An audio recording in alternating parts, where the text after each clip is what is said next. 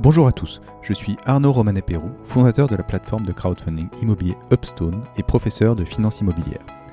J'ai créé le podcast Des briques et des brocs pour échanger avec des professionnels de l'immobilier sur leur parcours, leur expérience, les thématiques du moment et les fondamentaux du secteur. Le but de tout ça, tout simplement vous donner accès à un maximum de savoir et de connaissances sur le secteur. Bonne écoute! Dans ce nouvel épisode, je reçois Romain Welch, président fondateur de la toute récente société de gestion Théorème. Avec lui, nous discutons de qu'est-ce qu'une société de gestion, à quoi ça sert et qui cela concerne. Puis, nous parcourons le processus de création d'une société de gestion, quel plan d'affaires, comment trouver des clients, obtenir un agrément, construire son équipe. On discute de tout ça en évoquant la financiarisation de l'immobilier. Moi, j'ai trouvé ça passionnant, j'espère que ça vous plaira. Et si c'est le cas, n'hésitez pas à partager l'épisode. Salut Romain, donc je suis ravi de te recevoir sur le podcast des briques et des brocs. Romain, tu es aujourd'hui le président et fondateur de la société de gestion qui s'appelle Théorème. On va revenir un petit peu sur ton parcours parce qu'on se connaît depuis quelques années maintenant pour expliquer comment tu en es arrivé là. Donc, tu as commencé, tu as fait du fund management chez BNP. Oui, tout à fait. Bonjour Arnaud. Moi, j'ai commencé ma vie dans l'immobilier il y a quelques années maintenant. J'ai commencé en 2005 après avoir fait un DESS, ça s'appelait comme ça à l'époque, de finance d'entreprise. À Dauphine, c'est ça ? À Dauphine, tout à fait.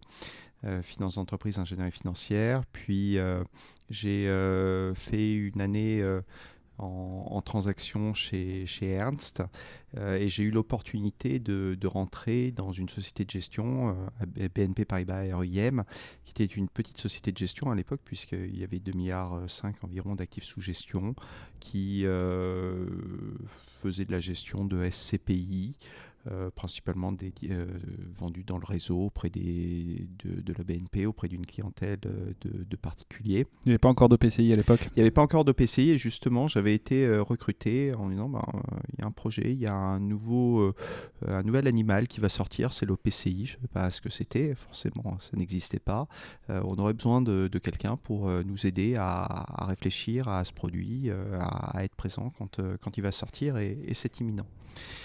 Donc 2005, je décide de rejoindre BNP en tant qu'analyste développement et les OPCI sont sortis quelques années plus tard puisque le premier pour BNP, je crois que ça a été en 2008 et ça c'est toute la magie de ce type de produit qui peut prendre un certain temps. Ça mûrit un petit peu. Ça mûrit, c'est des évolutions législatives qui sont assez lourdes.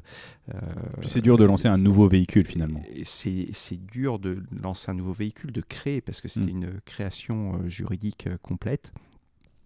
Et donc la raison pour laquelle j'ai été recruté chez BNP, c'était bien cet OPC, mais c'est pas du tout là-dessus que j'ai travaillé au début, mais bien sur des SCPI qui sont quand même le produit de base de l'épargne immobilière en France. Donc ça a été mon point d'entrée chez BNP. J'y suis resté pendant 13 ans. Je suis devenu gérant de fonds. J'ai été le premier gérant de fonds, des OPCI de BNP. Puis je suis repassé au développement produit. J'ai fait le développement produit européen. Et à la fin, j'ai décidé de partir pour une société de gestion de taille plus réduite pour voir un petit peu l'autre côté des choses, sortir du mastodonte. Oui, parce qu'entre-temps, BNP était passé de 2 milliards à plus de 20 milliards d'actifs sous gestion. Oui, je crois que quand je suis parti, on était à 30. Donc 30 milliards, c'est plus du tout la même bête. Oui, c'est plus industriel et c'est moins artisanal. Hein. Ça n'a plus rien d'artisanal. Après, ça a de très grandes qualités d'être dans de grosses structures très processées avec énormément de ressources. Mais j'avais envie de voir ce qui se passait dans des structures qui pouvaient être plus agiles. Je suis parti donc chez Foncière Magellan, une société de gestion franco-française, entrepreneuriale, indépendante, qui, quand je l'ai rejoint, gérait 500 millions d'euros d'actifs, principalement en région, sur une typologie de véhicules d'investissement et de clientèle que je connaissais moins, puisqu'on était surtout sur ce qu'on va qualifier d'autres FIA, donc des SCI, vendus auprès d'une clientèle de CGP. Et au bout d'un an, d'un an et demi, j'ai eu envie de me lancer et de créer ma propre société de gestion avec... Tu avais une idée de la gestion. Tu voulais peut-être gérer d'une certaine façon. J'avais envie de tenter cette aventure entrepreneuriale.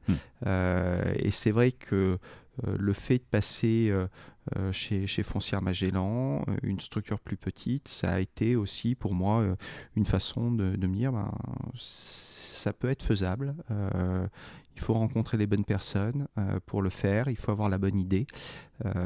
Et j'ai eu un concours de circonstances qui a fait que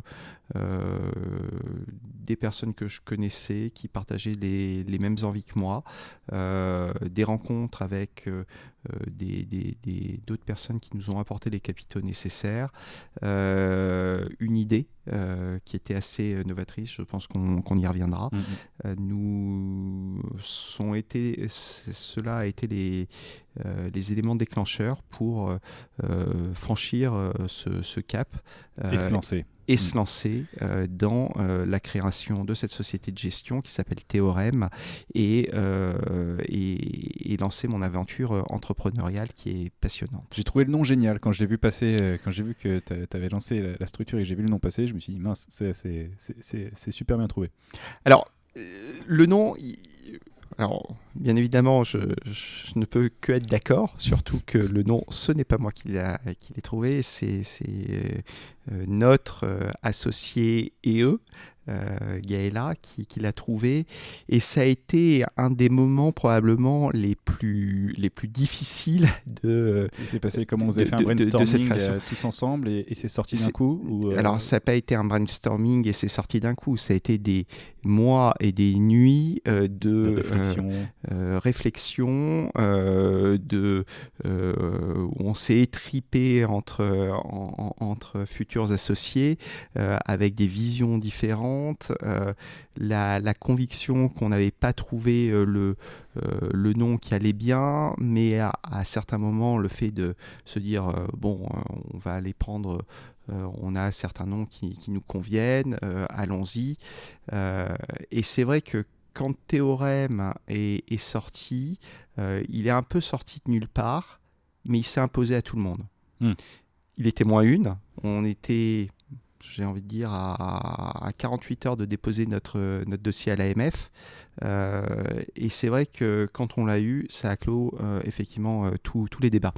Mais c'était une bonne phase de transpiration ensemble sur le sujet. C'est une phase de transpiration où on a quand même beaucoup rigolé. Faut prendre du recul. On a eu un certain nombre de noms assez comiques qui sont sortis. Mais en même temps, c'est assez structurant. Et on le voit aujourd'hui. C'est un nom qui... à la fois exprime ce que l'on fait avec le REM, qui fait aussi sérieux, ce qui est important dans la gestion d'actifs. REM, c'est pour Real Estate Investment Management. Exactement. Voilà. Qui fait sérieux, qui traduit notre approche d'investissement. Derrière Théorème, il y a les notions de mathématiques. C'est aussi la façon que l'on a d'investir. Donc ce nom porte vraiment notre volonté, enfin notre ADN d'investissement. Et donc on en est très fiers. Alors super. Bon, je voudrais... l'idée de ce podcast, c'est de discuter un petit peu de... Bon, déjà, on mettre les bases de qu'est-ce que c'est qu'une société de gestion en immobilier, puis ensuite on verra comment on constitue, comment on crée une société de gestion, en suivant un peu le parcours que vous avez réalisé avec les embûches, les réflexions et tout qui va bien. Donc une société de gestion, finalement, c'est quoi ? C'est une entreprise qui va faire de la gestion pour compte de tiers, qui va dire à des investisseurs, donnez-moi vos sous, moi je vais les investir pour votre compte dans de l'immobilier, et puis on va gérer l'immobilier. Oui, c'est tout à fait ça. La société de gestion, c'est un acteur de confiance pour un épargnant, puisque c'est l'acteur à qui on confie son argent. Bien évidemment, on a envie qu'il soit le mieux géré possible. Donc cet acteur se doit d'avoir une certaine rigueur dans ses process, dans sa façon de faire pour gérer au mieux son argent. L'investisseur, lui, il va pas forcément avoir la compétence d'investir. En fait, et la société de gestion va s'imposer en tiers de confiance et tiers spécialisé dans la gestion de cet immobilier. Et l'investisseur va dire, bon, moi je sais pas faire, j'ai de l'argent, je vais le confier à ces gens qui vont l'investir pour mon compte et qui vont a priori bien le gérer. Exactement. Quand on veut investir sur de l'immobilier, on peut acheter un appartement. C'est assez facile. Il suffit que vous ayez un petit peu de capital ou qu'il y ait une banque qui qui accepte de vous prêter un peu d'argent. Si vous voulez acheter un plateau de bureau, ça commence à être un peu plus compliqué parce que ça vaut plus cher. C'est des fondamentaux qui sont différents. Qui ne correspondent pas du tout aux fondamentaux du résidentiel. Si vous voulez ensuite faire de la logistique, c'est encore plus spécifique. Et donc, vous allez vous rapprocher d'une société de gestion qui va mutualiser l'épargne de clients et qui va, avec cette épargne, décider d'investir dans des actifs qui répondront à une politique d'investissement qui aura été définie dans un contrat qu'on appelle généralement le prospectus et qui est vraiment le contrat qui est signé entre la société de gestion et ses clients qui dit comment l'argent va être investi. Effectivement, mon explication était très sommaire parce que on ne confie pas de l'argent à une société de gestion, généralement. On la confie au travers d'un fonds. C'est-à-dire qu'un fonds d'investissement immobilier va être géré par une société de gestion et il va être capitalisé par des investisseurs. Et l'idée, c'est de dire, bon, moi, je voudrais investir dans du bureau, je ne sais pas faire.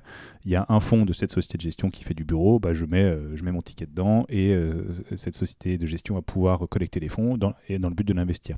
Ça mutualise, donc on peut se retrouver à beaucoup d'investisseurs. En fait, c'est le but, c'est de se retrouver à beaucoup d'investisseurs dans un fonds pour avoir beaucoup de capitaux, pour acheter, pour acquérir et gérer une certaine quantité d'immobilier, on va dire, pour aussi que le fonds soit diversifié, qu'on ait un certain nombre de locataires et que tout ça puisse créer un beau bébé qui roule et sur lequel on a suffisamment de locataires pour avoir un risque locatif qui s'écrase, sur lequel on a une gestion des baux qui va être sympa. Donc voilà, l'idée c'est on confie pas juste ses souhaits à une société de gestion. En général, on choisit un peu plus précisément et après la société de gestion de façon discrétionnaire va pouvoir faire des acquisitions, faire des cessions, des arbitrages parce qu'elle a la compétence et c'est pour ça qu'on lui confie son argent. Et elle le fait de façon discrétionnaire et ça c'est important. L'idée étant bien que ce ne sont pas les investisseurs qui décident des investissements qui vont être réalisés. Ils décident d'investir dans un fonds d'investissement qui a une politique d'investissement qui est bien définie et c'est la société de gestion qui met en œuvre cette politique d'investissement.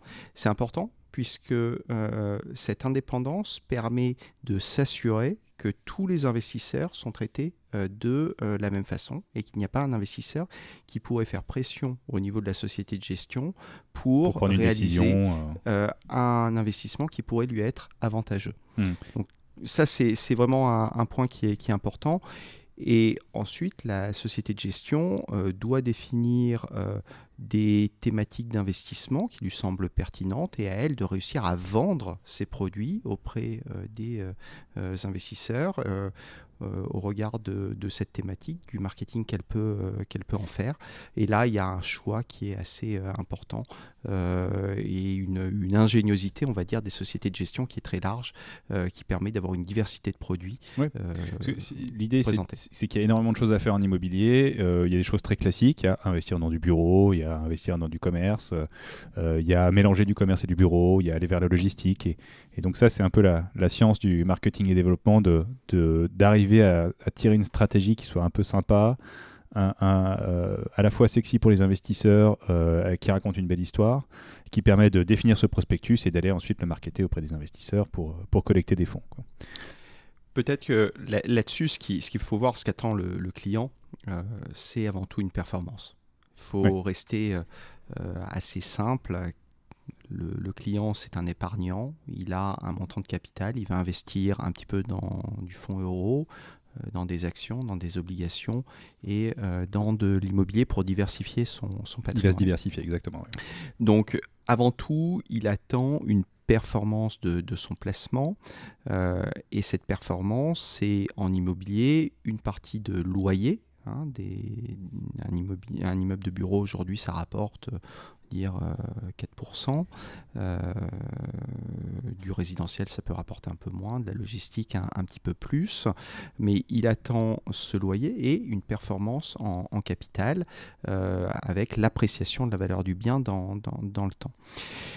La stratégie derrière qui va être mise en place par la société de gestion, c'est réellement de diversifier les risques, soit de proposer une exposition thématique pure, je fais du bureau, j'investis en Allemagne, je fais du résidentiel, ou d'avoir une stratégie plus diversifiée qui va lui permettre d'atteindre la performance objective qu'elle cherche à donner à son client avec un niveau de risque associé à cette performance.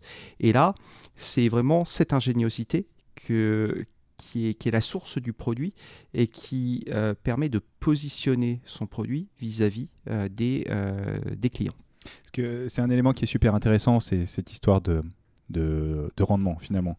L'investisseur, évidemment, ce qui va l'intéresser, c'est de savoir quelle est la performance que va représenter son investissement. Et toute la complexité de la société de gestion et de la réglementation qui entoure la société de gestion, c'est qu'on ne peut pas vraiment annoncer des performances sans prendre énormément de précautions. On peut faire des estimations, et c'est vrai que on regarde ce qui s'est passé historiquement, on connaît un peu la performance de l'immobilier, que ce soit les sous-classes d'actifs bureaux, logistique, résidentiel. On peut estimer la performance du fonds. Après, on verra ce qu'elle va être.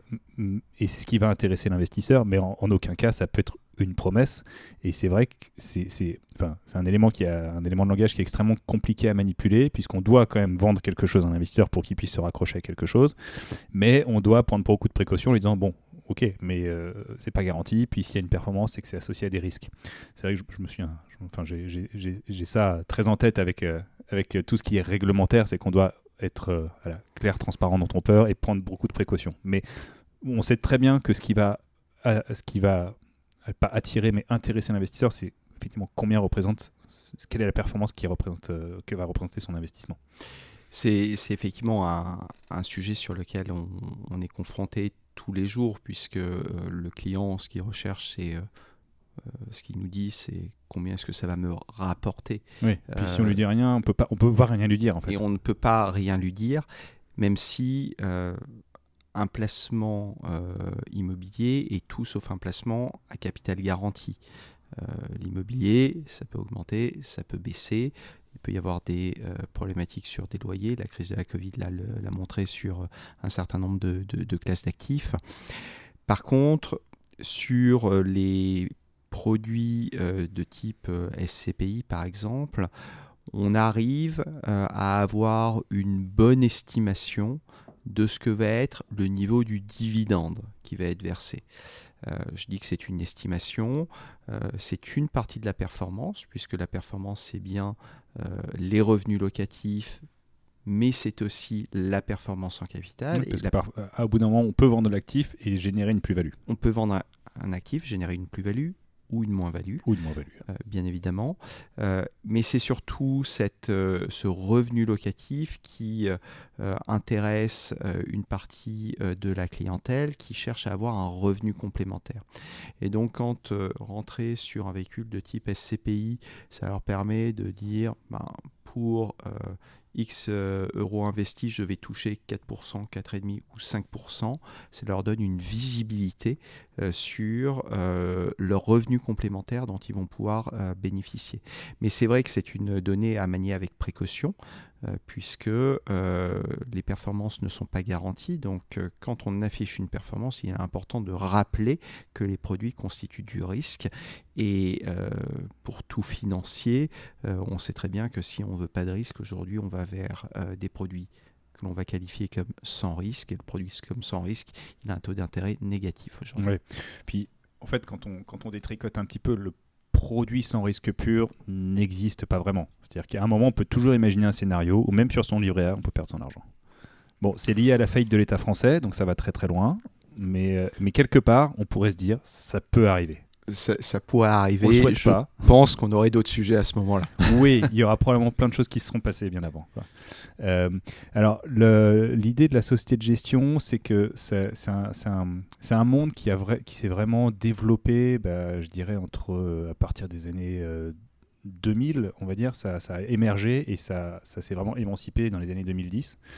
Ça suit un peu la financiarisation de l'immobilier qui s'est vraiment actée dans les années 90, où maintenant on investit dans des fonds, on peut être investisseur complètement passif, confier son argent à quelqu'un qui va l'investir dans l'immobilier, c'est-à-dire qu'on va regarder la performance à la fin, mais on va pas être impliqué dans la gestion, et en fait ça devient un produit financier.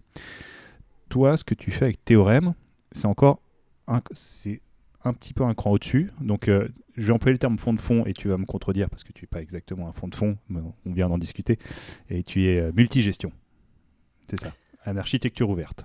Exactement. Voilà. Ce qui fait que, tu me corrigeras et tu vas rephraser ce que je vais exprimer, c'est qu'en gros, toi, tu vas pouvoir collecter pour investir dans des fonds.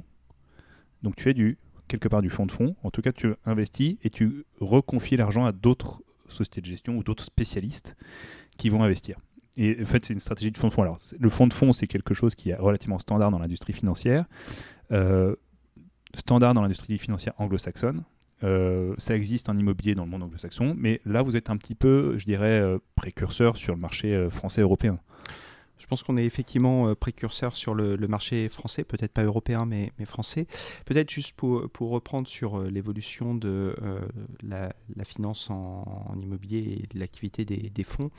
Bon, les premiers SCPI datent des années 70, hein, donc c'est pas un produit qui est de première jeunesse, on va dire, mais c'est vrai qu'il y a eu un essor depuis...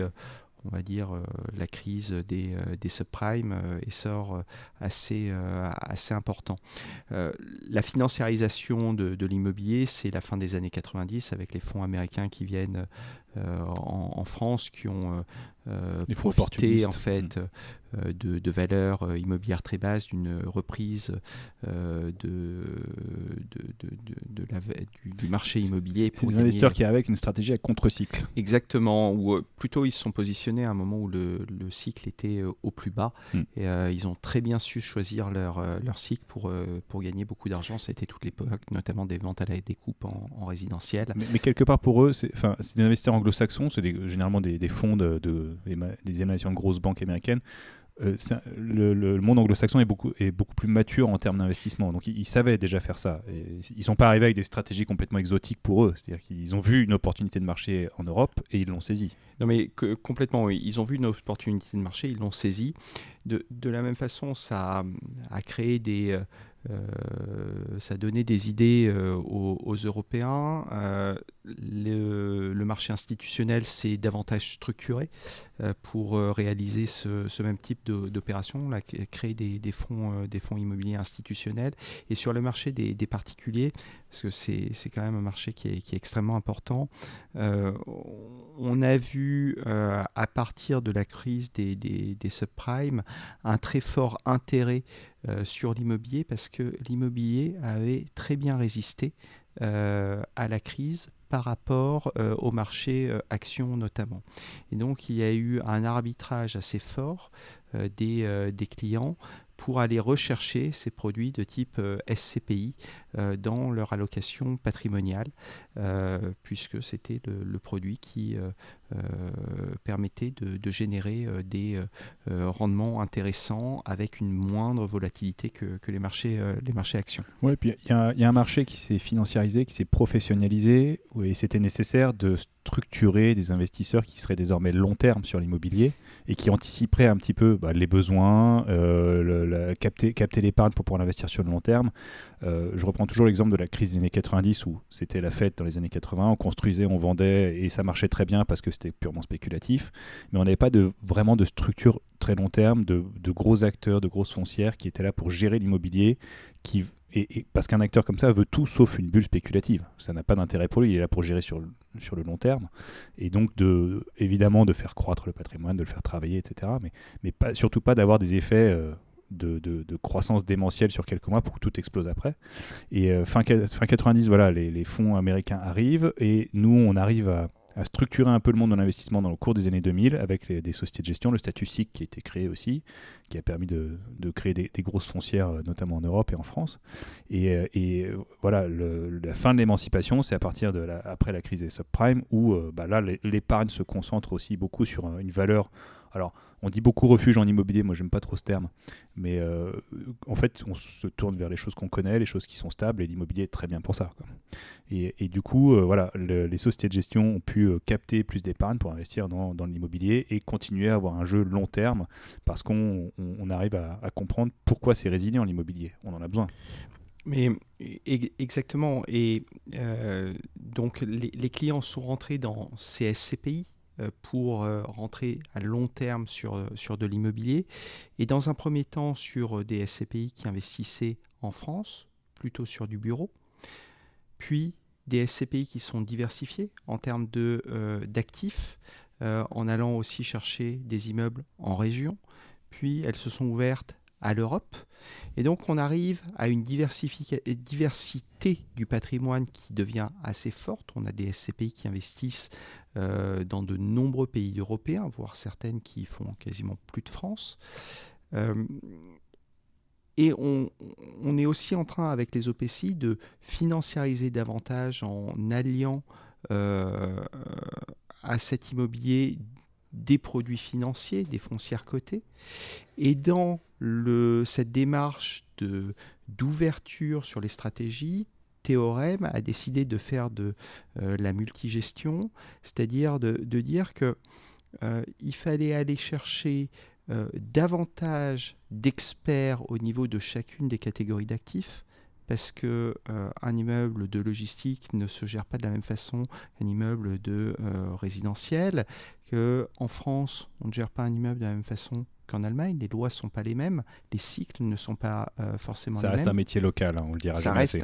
Ça reste un métier local, et donc on est allé encore un peu plus loin dans la façon de gérer l'immobilier, en construisant nos stratégies d'investissement, mais en les mettant en œuvre avec des experts, en investissant dans les fonds d'investissement des experts, en investissant dans des club deals menés par des experts ou dans des actifs en direct, mais toujours en s'associant avec un expert qui va gérer l'immeuble.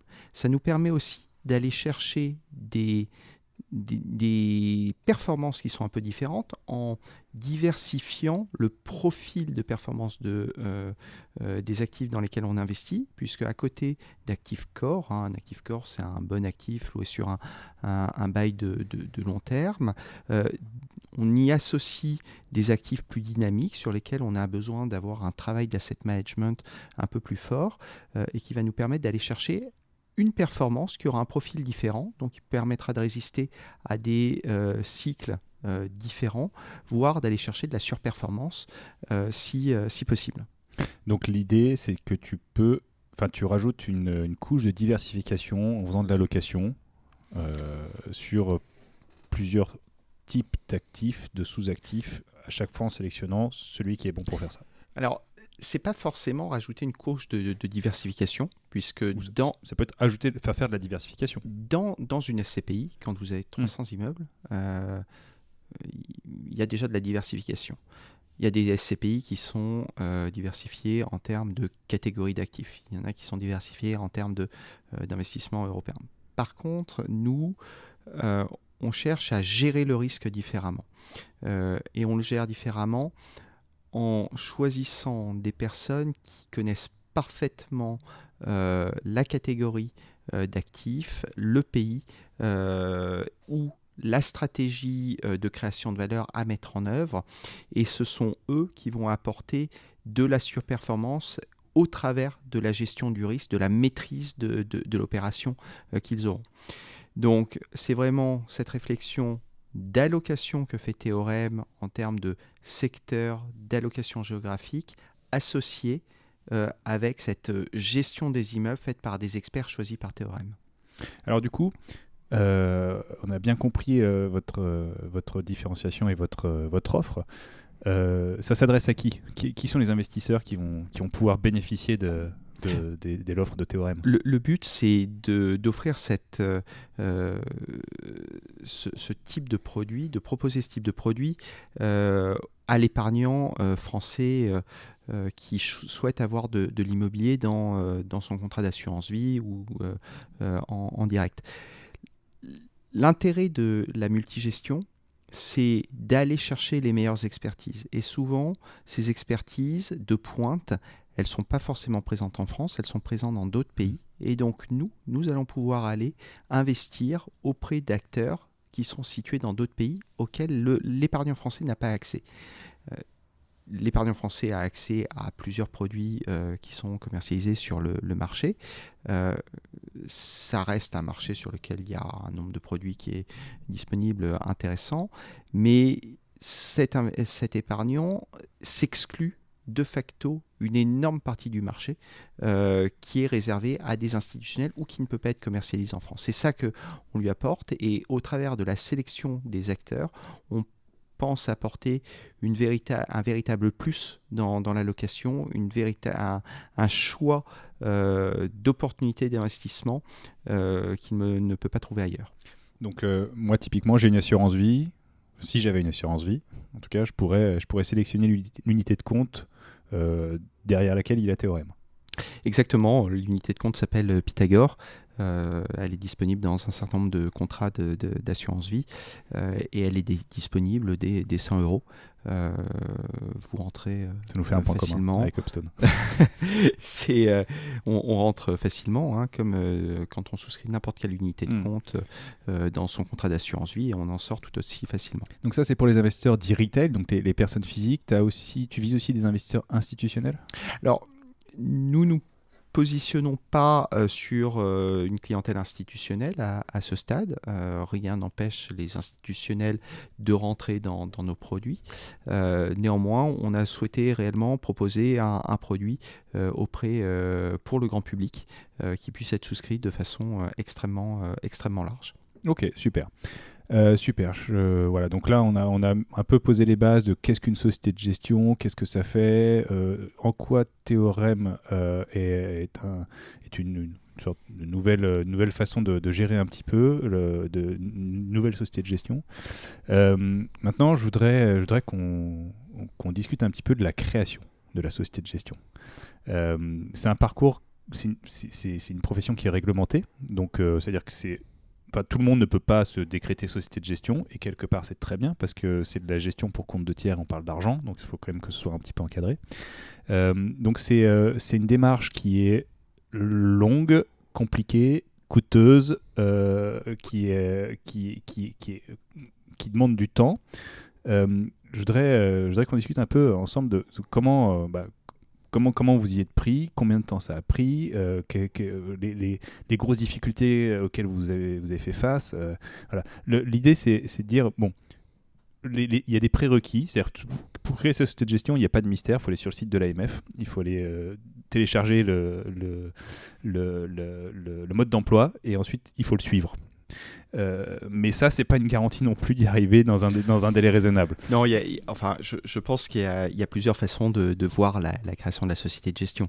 Il y a l'aspect bien sûr réglementaire, on va y revenir. Je ne parlais que de ça, mais il y a aussi une partie business. Exactement, oui. Et il y a cette partie business, c'est-à-dire qu'avant tout, il ne sert à rien d'avoir un agrément si on ne sait pas ce qu'on va vendre et si notre produit n'est pas achetable par les clients. C'est comme avoir le permis sans avoir de voiture, quoi. Exactement. Voilà. Okay.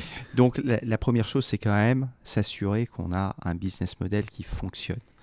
Un business model qui fonctionne, c'est quel type de produit je vais créer, qui va me l'acheter, est-ce que ça va me rapporter de l'argent, est-ce que ça va permettre de couvrir mes frais fixes, voire d'avoir un profit un peu d'argent, voire d'avoir un profit à la fin de l'année. Donc l'idée, c'est de dire, est-ce que je peux avoir des investisseurs ? Les investisseurs, ils vont pas venir me voir parce que je suis super sympa. Il va falloir que je promette quelque chose. Qu'est-ce que je leur promets qui peut les attirer ? Exactement. Qu'est-ce que je leur promets qui peut les attirer, sachant que le marché est déjà très présent. Enfin, il y a de la concurrence. Le marché n'attend pas un nouvel acteur. Donc, il va y avoir quelque chose de plus.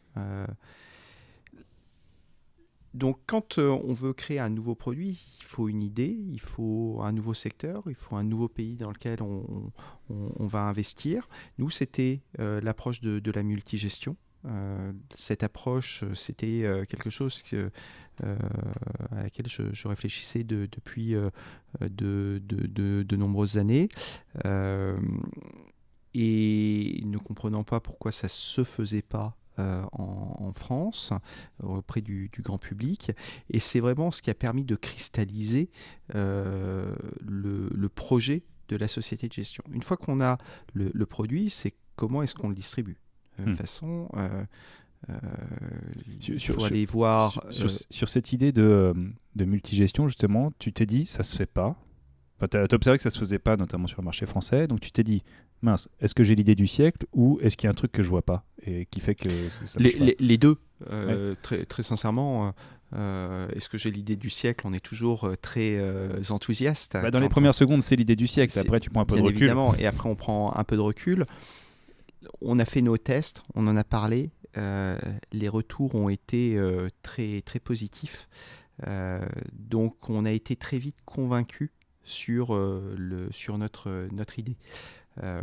Donc, on a vu que ça fonctionnait aussi à l'étranger, auprès de clients plutôt institutionnels. On n'est pas allé creuser sur les produits grand public étrangers, mais auprès des institutionnels étrangers, ça fonctionnait dans les pays anglo-saxons. Donc, on s'est dit, tiens, il y a peut-être quelque chose à créer là-dessus. Il y avait une vraie conviction sur ce qu'apportait la multigestion. Mais ça, c'est pas toujours gage de succès. Faut pas forcément avoir raison pour lancer un produit. Il faut être encore capable de le vendre. Donc, le risque, c'est d'avoir quelque chose qui est trop neuf, trop innovant, sur lequel les investisseurs vont dire j'attends un peu. Qu'on n'arrive pas à expliquer. Parce que trop complexe d'un point de vue technique. La nouveauté n'est pas forcément quelque chose qui est bien reçu dans ce cas-là. En tout cas, il faut être capable de l'expliquer. Donc, on était convaincus de la pertinence de notre produit.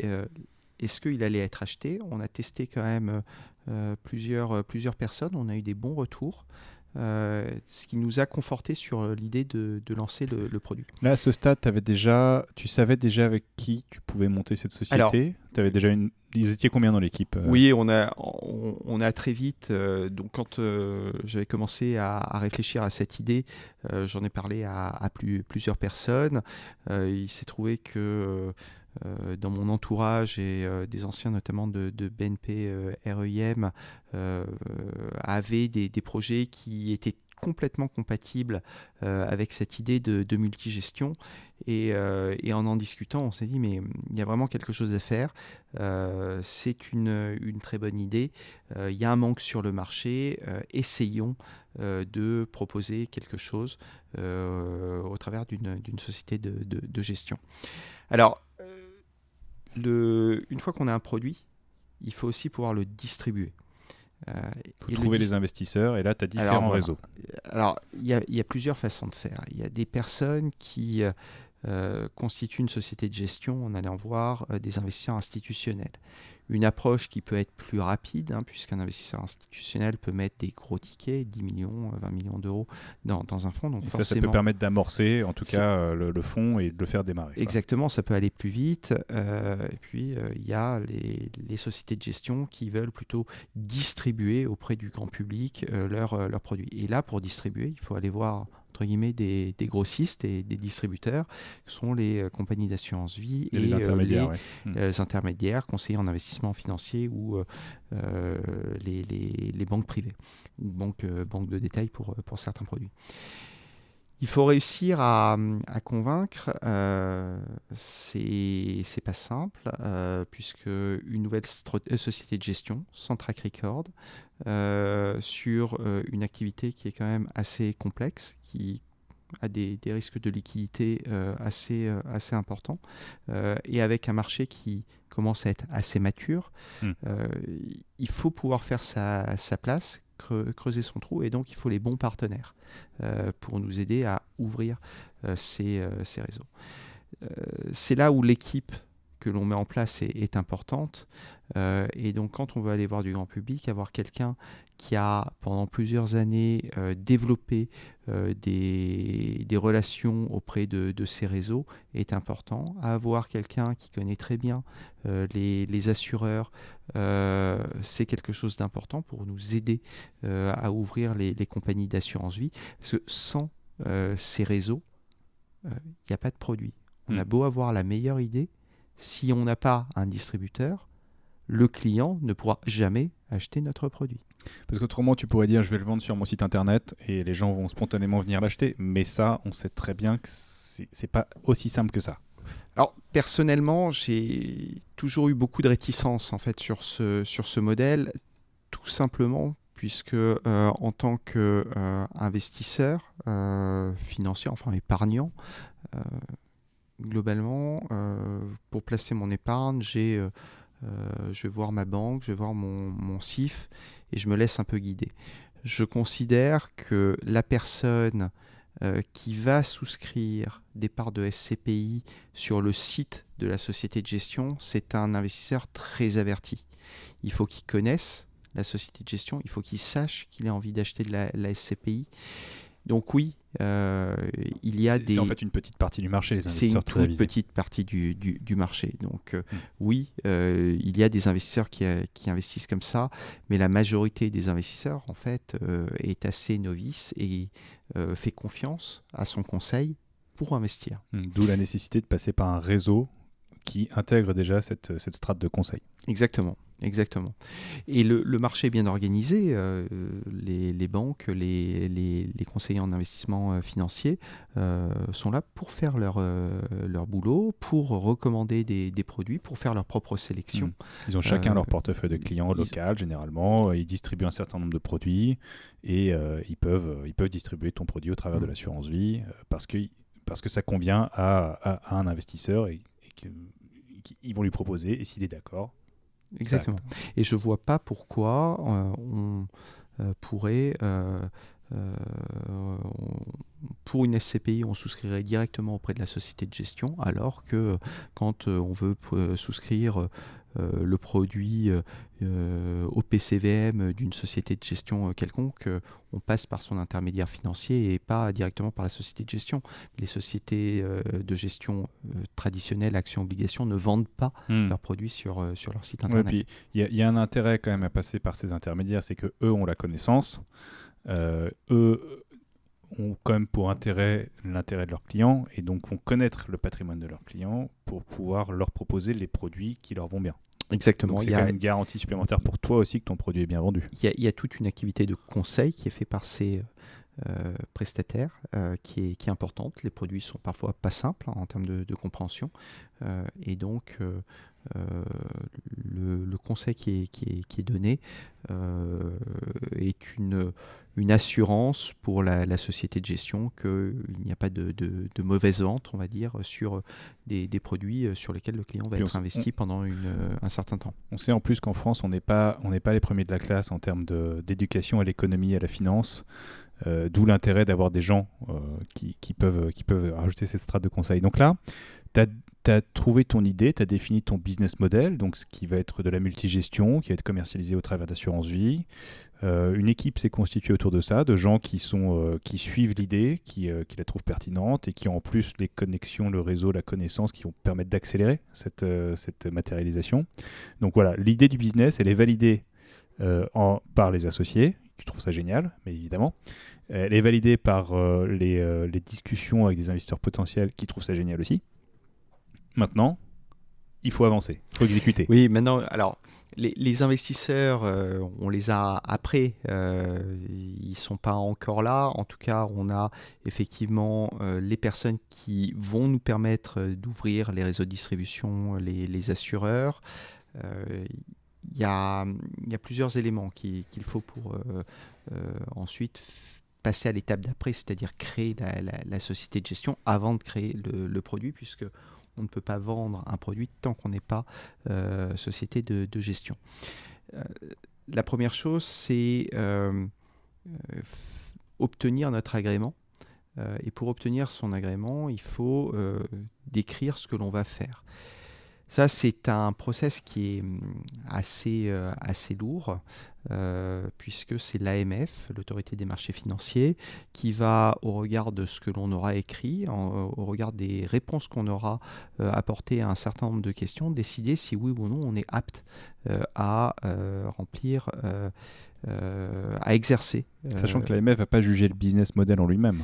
Alors, l'AMF ne juge pas le business model, mais elle le regarde. Oui. L'AMF va regarder si on a bien les moyens nécessaires pour accomplir notre mission. Ça va être des moyens humains, principalement? Alors, c'est des moyens humains. En France et en Europe, puisque c'est une directive européenne, on ne peut pas constituer une société de gestion à moins de 3 personnes. C'est important. Pourquoi ? Parce que ça permet d'avoir une continuité d'opération si une des personnes se fait renverser par un bus, voilà. Par exemple. Ça permet aussi d'avoir des contrôles croisés avec des personnes qui vont avoir des rôles différents. Le but étant de s'assurer que la gestion est faite dans l'intérêt des clients. Ces rôles sont à peu près définis ou pas ? Oui, alors vous devez avoir au moins 2 gérants financiers.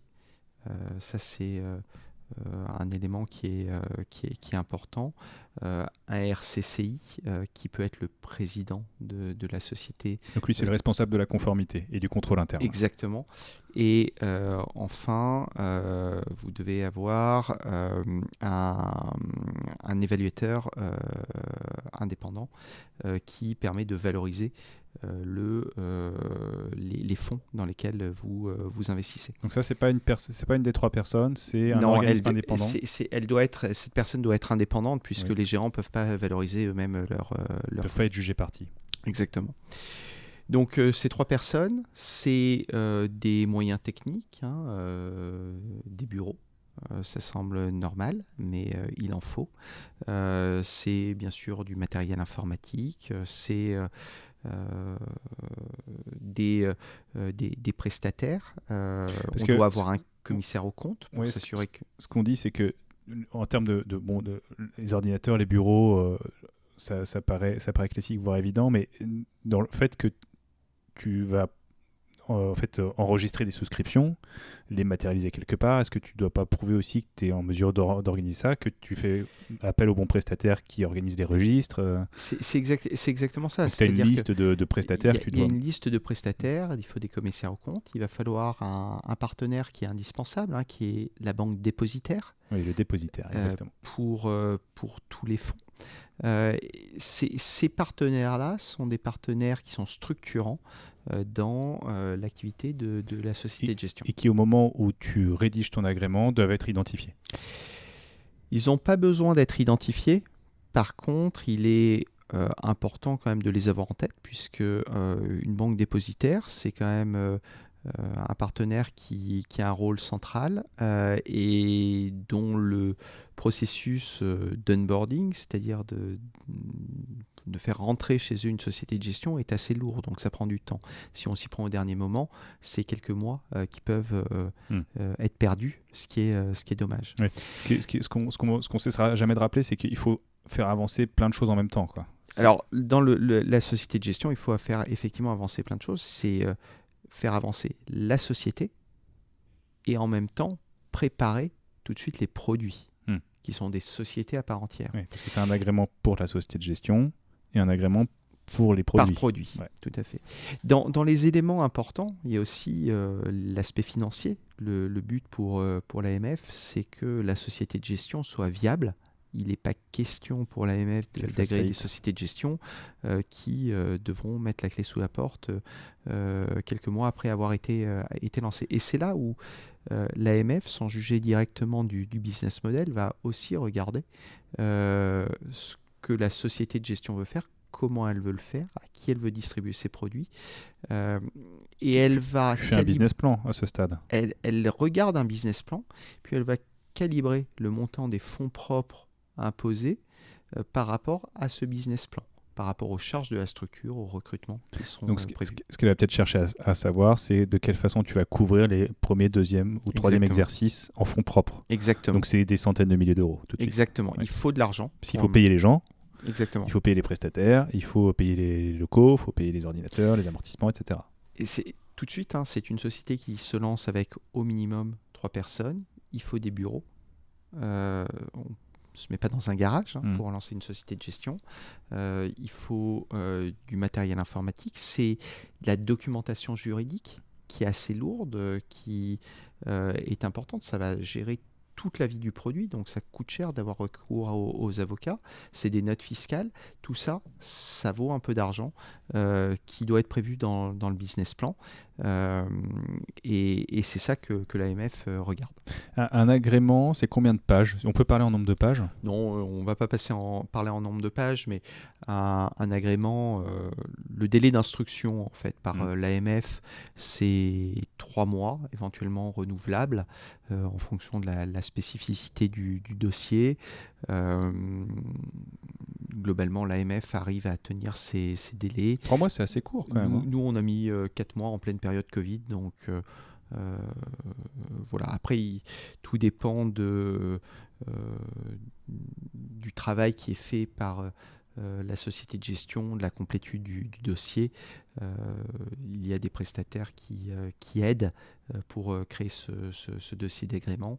Mais c'est un dossier qui est assez complexe puisque au-delà de décrire ce que l'on va faire, il faut aussi commencer à prévoir la façon dont la société va vraiment fonctionner avec ses procédures.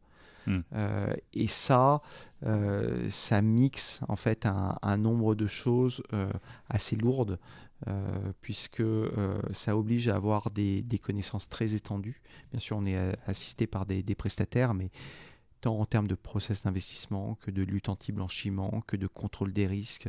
Voilà, ça vise tous les pans de l'activité d'une société de gestion.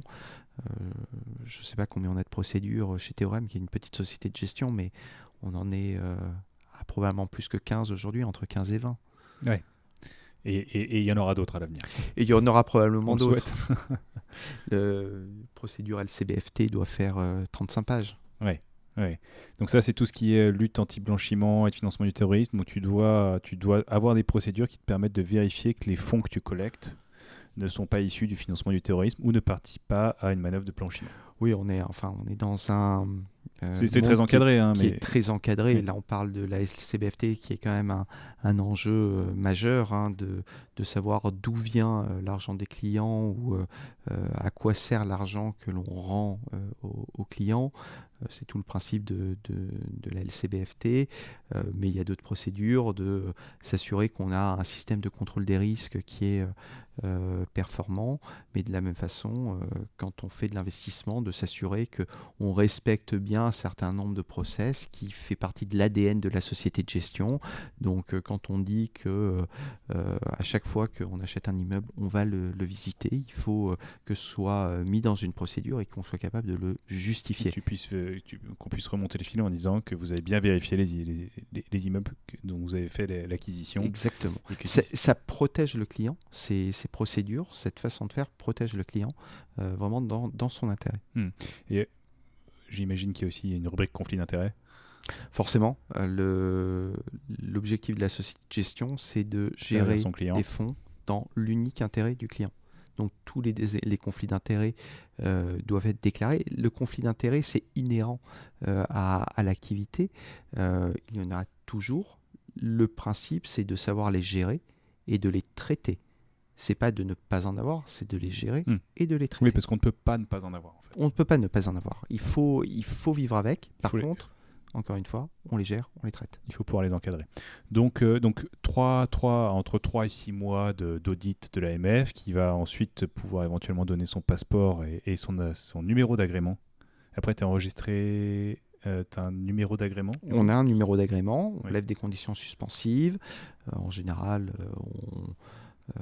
le dossier se fait avant la création de la structure, donc on crée la structure, on fait les augmentations de capital qui vont bien, on prend les locaux que l'on avait déclarés dans le dossier si on ne les avait pas avant, et là on a l'agrément définitif et on est société de gestion, on peut travailler. Sachant que tout ça, effectivement, c'est très dur d'arriver avec un dossier prêt à l'AMF en disant on a tel locaux, on a tel capitaux, on a telle personne et on va faire ça. Voilà, vous n'avez plus qu'à regarder, puis au bout de 3 mois, ça roule. En fait, tu arrives avec quelque chose qui est pas semi-fini, mais sur lequel il y a encore des choses qui sont... les locaux, hein, bêtement, c'est... Il y a toujours une idée de où tu veux être, mais peut-être que les locaux que tu as identifiés là seront pris dans 3 mois quand tu auras ton agrément, donc tu ne pourras pas les prendre.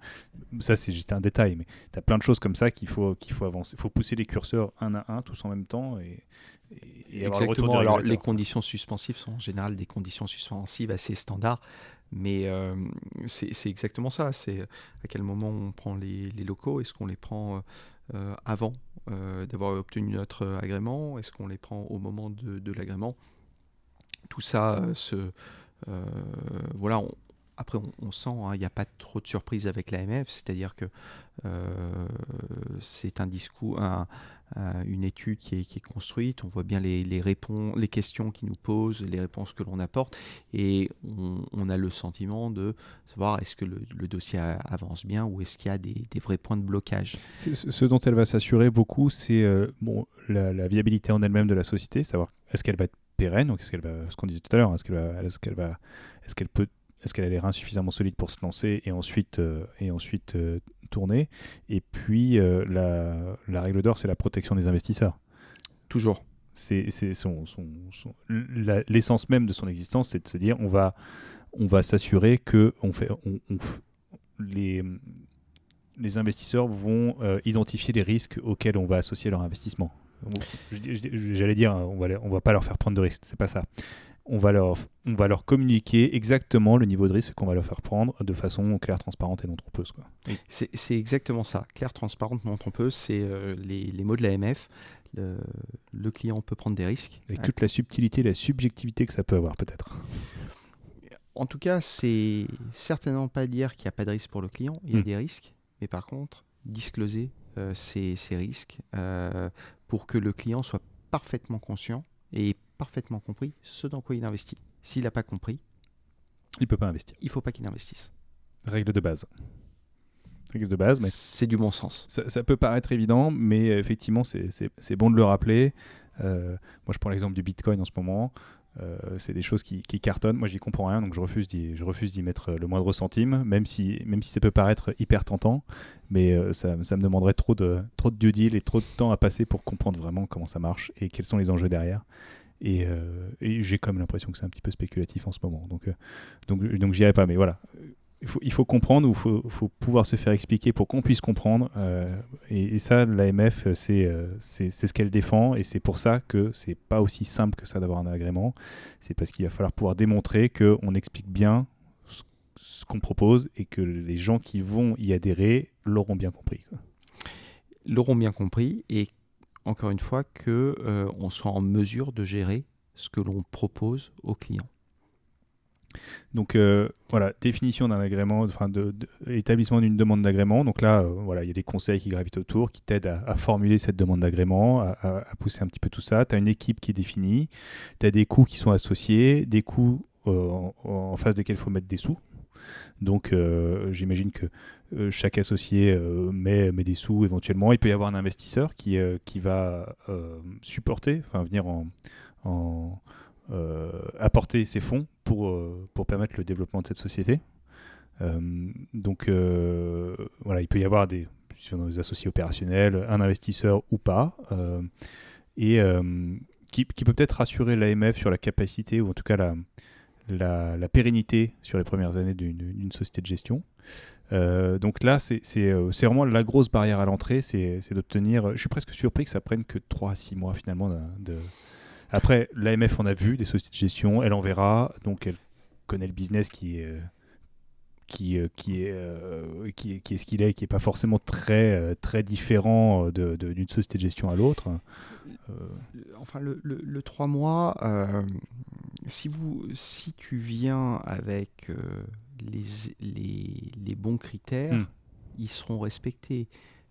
3 personnes minimum, des personnes qui ont déjà une expérience de société de gestion, les fonds propres minimum, globalement, ça commence à cocher un certain nombre de cases. C'est vraiment ça, c'est-à-dire que à partir du moment où on arrive à donner confiance à l'AMF au travers de l'expérience et des éléments matériels et humains qui sont apportés, que la société de gestion sera viable, l'AMF n'a pas de raison de refuser un agrément.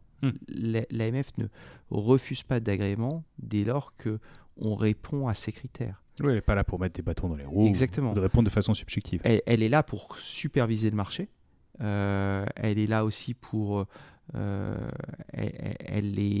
agrée de petites sociétés de gestion. Théorème en est un exemple, mais il y en a plusieurs qui ont été agréées dans la même année, de petites sociétés de gestion immobilière. Donc elle est là pour donner des agréments, mais elle est aussi là pour empêcher les sociétés de gestion qui ne seraient pas outillées de rentrer sur le marché.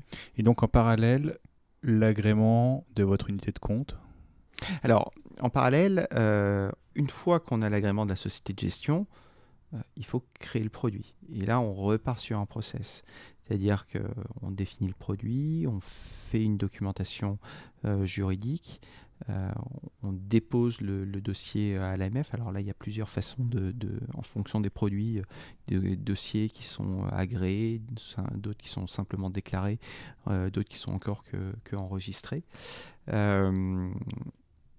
Donc une fois qu'on a le produit qui a été écrit d'un point de vue contractuel, il faut pouvoir le proposer aux distributeurs dont on parlait tout à l'heure. En l'espèce, pour nous, c'était les compagnies d'assurance vie qui vont elles-mêmes valider le produit, travailler avec leurs propres équipes d'investissement, leur contrôle des risques, s'assurer que tant la société de gestion que le produit sont en mesure de délivrer ce qu'ils ont promis dans la documentation juridique. Pourquoi ? Parce qu'ils vont bien revendre derrière ou proposer ce produit au travers de leurs canaux de distribution. Et donc, ils sont aussi responsables vis-à-vis de leurs clients de ce qu'ils proposent. Donc, tout ce process prend du temps. Puisqu'il y a quand même un certain nombre de demandes qui sont faites auprès de ces assureurs et ces distributeurs. Qui n'ont pas forcément que ton produit en plus à analyser. C'est ça, ils n'ont pas que notre produit. Et donc, c'est un process qui va prendre entre 3 et 6 mois. Ouais, et encore une fois, il faut là avoir la capacité de montrer ce qu'on a de différenciant et pourquoi notre produit va être intéressant pour le marché. Donc à ce stade, j'allais parler de frisson, mais peut-être un peu d'angoisse, en se disant, bon, j'ai franchi la première étape où j'ai mon agrément, donc j'ai le droit d'exercer. Maintenant, je vais lancer mon fonds et il faut que ça marche. Il faut que des gens adhèrent pour pouvoir le distribuer. Donc là, c'est... alors, est-ce qu'il y a un gros point d'interrogation ? Est-ce que le terrain est un peu balisé ? C'est pas juste de la paperasse, j'imagine. Non, les points d'interrogation, ils sont toutes les semaines. Il y a des points d'interrogation. Il y a des hauts, il y a des bas, comme dans toute société. Le but étant, une fois qu'on a créé un produit sur lequel la société de gestion est convaincue, de réussir à faire passer cette conviction et à le vendre. C'est-à-dire qu'on peut avoir le meilleur produit si derrière il n'est pas acheté. Il reste le meilleur produit sur une étagère. Donc ça n'a aucun intérêt. Ce sont des produits qui nécessitent quand même une collecte importante pour être rentable. Donc, il y a quand même un effet, une taille critique qu'il faut atteindre à un moment. Quoi. Il faut une taille critique pour qu'il soit rentable. Donc il faut rapidement avoir des investisseurs qui nous font confiance, des réseaux qui nous font confiance pour proposer nos produits. Et bien sûr, on a des succès et des déceptions. Le but étant d'avoir plus de succès que de déceptions et surtout d'espérer que les déceptions se transformeront en succès puisque les personnes qui ont refusé le produit peuvent revenir sur leur décision, 12 mois, 18 mois plus tard en disant finalement pourquoi pas. Oui, ils peuvent dire mince, ça marche ailleurs, peut-être que c'est pas une si mauvaise idée, peut-être qu'on peut reconsidérer notre décision. Ça peut arriver. Et donc, oui, il faut quand même commercialiser un minimum et atteindre une taille critique. Et on ne parle pas de centaines d'euros, on parle de quelques millions, voire dizaines de millions d'euros pour que ça fonctionne et que ça ait du sens aussi. Exactement, on achète de l'immobilier. L'immobilier unitaire, ça vaut un peu d'argent. Donc pour avoir une diversification, il faut aller chercher suffisamment d'argent. Suffisamment d'argent pour pouvoir l'investir dans suffisamment d'immeubles, suffisamment de fonds pour que le client soit suffisamment diversifié. Et donc effectivement, c'est pas 500 000 euros, 1 million d'euros, mais on parle en dizaines de millions d'euros pour que le produit soit intéressant. C'est ça, pour que le produit puisse atteindre sa maturité, sa taille critique minimum pour qu'il coche un peu toutes ces caractéristiques, ces cases de diversification et de performance, quoi. Exactement. Et alors, donc là, lancement, vous êtes 4 associés ?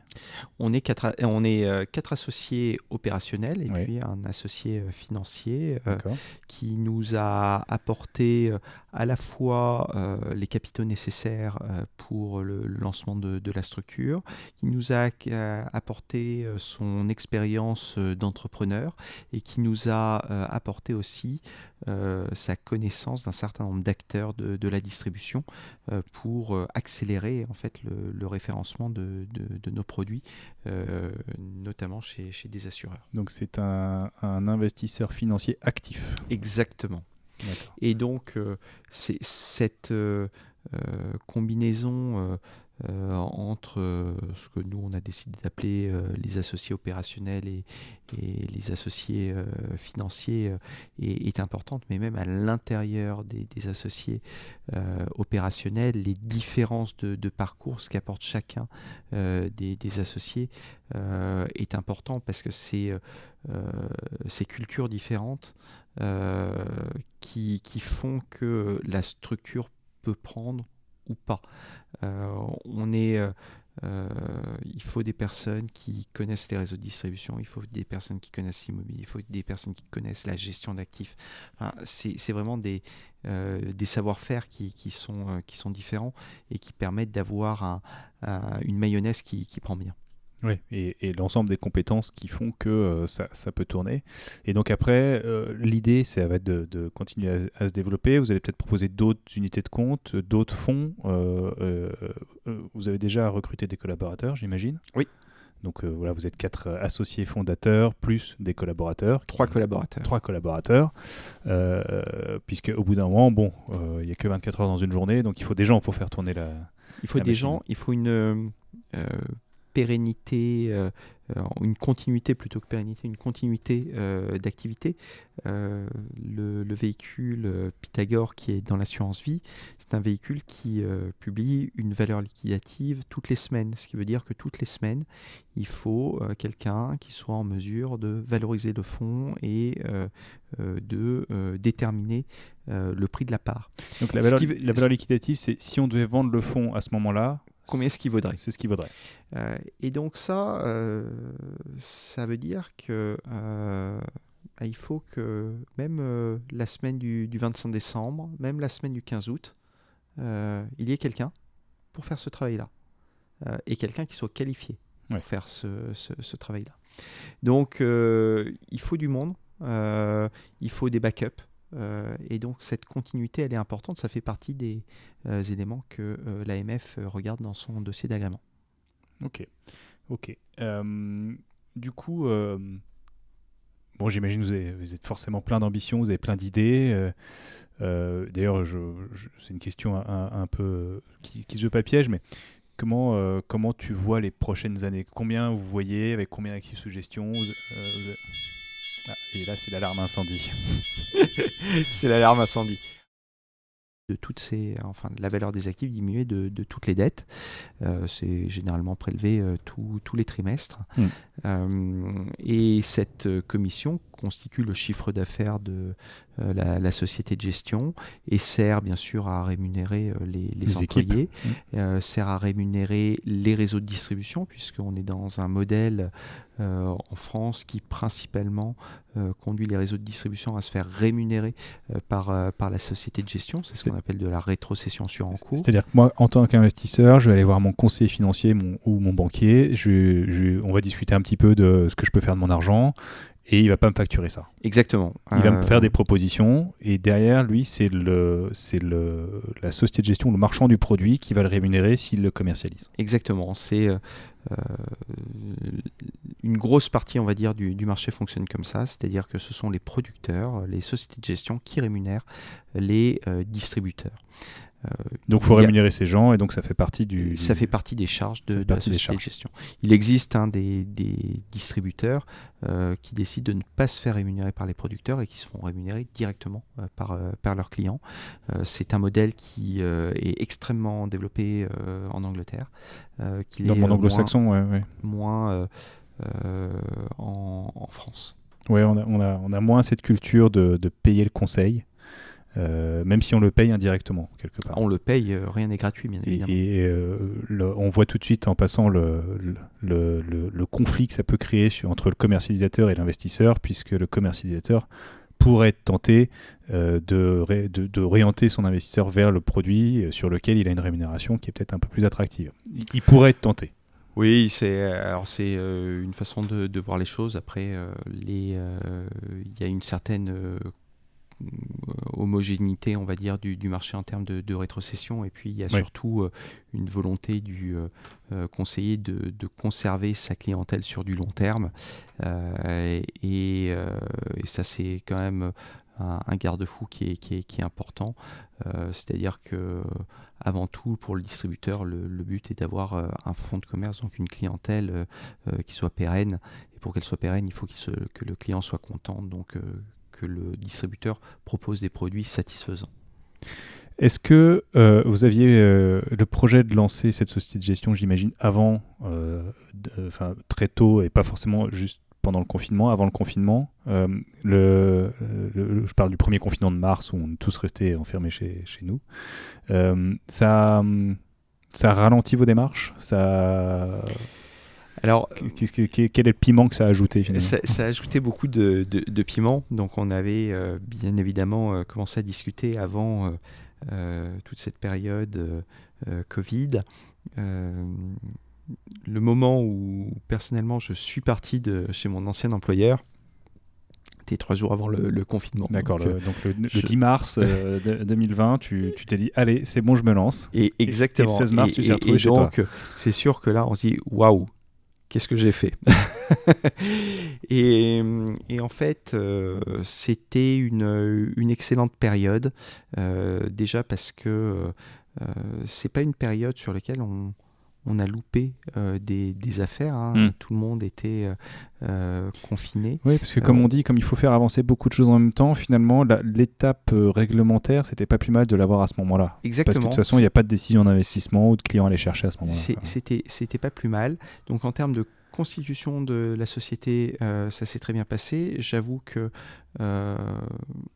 d'un point de vue analyse de notre dossier, on a été très agréablement surpris de voir comment il avait été traité dans les temps par l'AMF. Donc on n'a pas pris de retard. Et ça a eu quand même, à mon sens, un effet très positif. C'est qu'on arrive sur un marché où notre produit que l'on lance est un produit post-Covid. Donc c'est un produit qui va être constitué avec des actifs qui auront été sélectionnés au regard d'une situation qui a changé quand même l'état du marché. On n'a pas dans notre portefeuille des actifs qui pourraient poser des problèmes à l'avenir. Et ça, c'est une force. En fait, c'est vraiment cette idée de se dire que dans des crises, il y a des business qui peuvent se lancer et qui sont des business qui vont avoir potentiellement, et on l'espère pour Théorème, une croissance qui va être importante. Super. Donc, une première unité de compte qui s'appelle Pythagore, la prochaine s'appelle Newton. Exactement. Donc vous allez suivre des scientifiques, la lignée des scientifiques. Oui, alors... il faut une cohérence. Il y a une cohérence. Après, il faut trouver les noms, et les noms de scientifiques ont déjà été beaucoup utilisés. Oui, mais ça change un peu des fonds traditionnels qui s'appellent Pierre quelque chose en immobilier. En immobilier, oui, il y en a eu beaucoup. Donc c'est en ça, encore une fois, c'est un petit peu différenciant.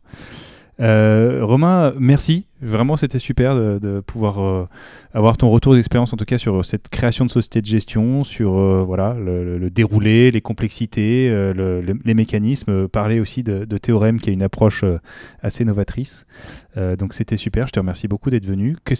Alors, du coup, les gens peuvent trouver des infos sur Théorème et sur toi, peut-être, ou sur LinkedIn sur le site internet de Théorème, www.theorem.com, sur LinkedIn, bien évidemment. Donc Théorème, T-H-E-O-R-E-I-M. Exactement. Et on essaie de faire pas mal de publications pour évangéliser notre stratégie d'investissement. On espère être pédagogue pour rendre la multigestion en immobilier accessible à tout le monde. Eh ben c'est super, on souhaite une longue vie à la multigestion et à Théorème. Merci Romain, c'était vraiment super. Merci beaucoup Arnaud.